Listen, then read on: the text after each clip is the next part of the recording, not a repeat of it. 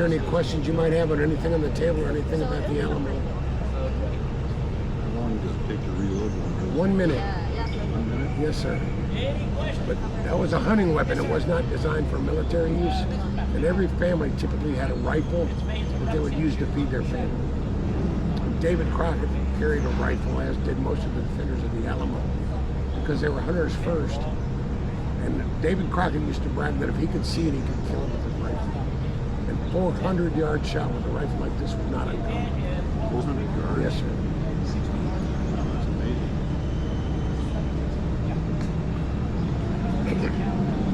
Tell us about some of this equipment. Well, basically, you're divided into two. This bag carries all the stuff in my rifle, which includes lead, tools to make bullets for it, because all the rifling was hand cut. So when the gunsmith made a rifle for you, he would give you a mold that matched the bore. No standardization of calibers at all. So I would use the mold he gave me, but I'd have to make my own bullets because there's no store that sells them. So I make my own bullets from lead, and then the rest of the stuff, this is, you are the man. Thank you. That's a piece of the pecan tree they're cutting down. This is what the rifle shoots. Patched ball.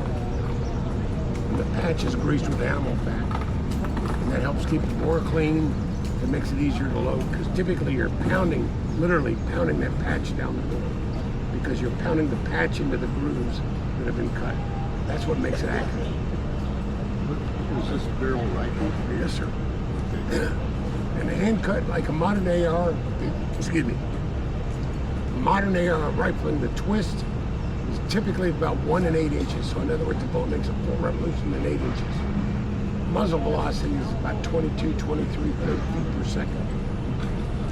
A rifle like this, the twist is like 1 in 20 to 1 in 60. So the bullet turns much slower, and because you don't have a bullet that can take the rifling, you use the patch, and that's what takes the rifle and gives it the spin. So if I shoot that bullet without a patch, my accuracy drops to about 200, 150 to 200 yards. It's like shooting a knuckleball, huh? Exactly. Yeah. And out to 400 yards, that, I mean, I even, when I was younger, man, as young as you, I'm teasing. I'm not really teasing, but anyway, when I could see 400 yards, I actually took one of my rifles and put 4 out of 4 shots on a man-sized target at 400 yards. But I can't even see that part of it. I'm sorry? Did you have to polish the lead to make it? Not really. I mean, yeah, you would. The tool that makes the balls has this thing that's designed to cut the sprue off. And some people actually did polish the balls or smooth them out to make sure they were round. But for traditional just hunting, no. Just use it the way you.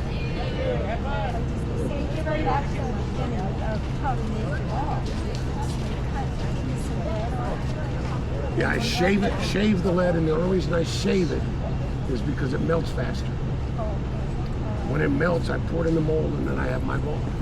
And the minute I pour it, it pretty much cools, and I drop it on a piece of leather so that it doesn't pick up any of the grit and dirt from the ground. And then when they cool, then I put them in a bag like this, and that's where I store them.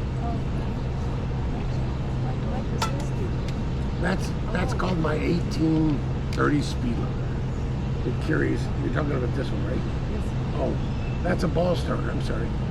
The ball and the patch fit so tight on the end of the barrel that I can't push it in with my thumb or my finger. So I put this on top of the ball, slap it with my hand, and then I can pull my rammer out and jam it down the rest of the way.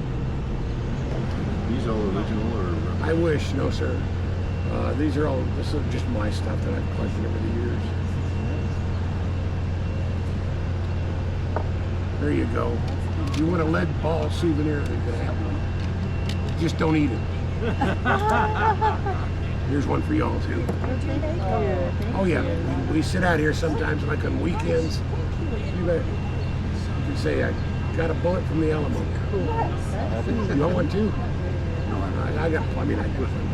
do. Yeah, we sit out here and make them at demonstrations and stuff.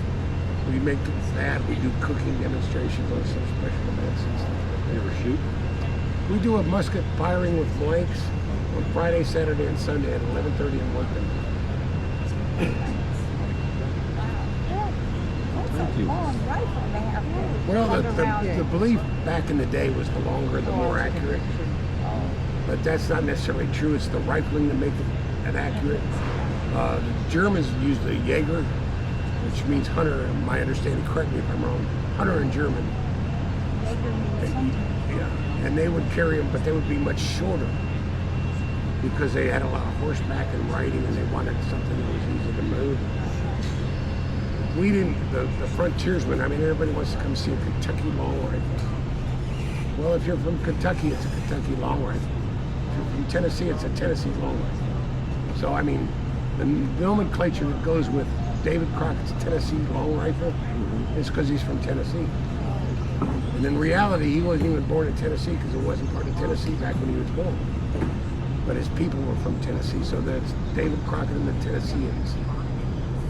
But, I mean, if you're from New York, it's a New York rifle, so whatever. Thank you very much. Oh, you bet. Thank you, guys.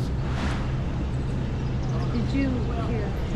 So this is where you shave it Yes, ma'am. That's lead. off the Raw lead lead. into here, heat it up, put it into the mold. It melts, and what you have to have is the mold hot. Because if the mold isn't hot, when you pour the hot lead on the mold, it cools and it won't fill up the cavity. Oh. So you have a place to put a stick so you don't burn your fingers. But it melts, you pour it in there, and that's the way you make bullets. Can I touch it? Sure. This? It's got a bullet in it, so watch out when you open it, it's going to fall out. I know it's stiff. Pull it apart. There you go. And there's your bullet.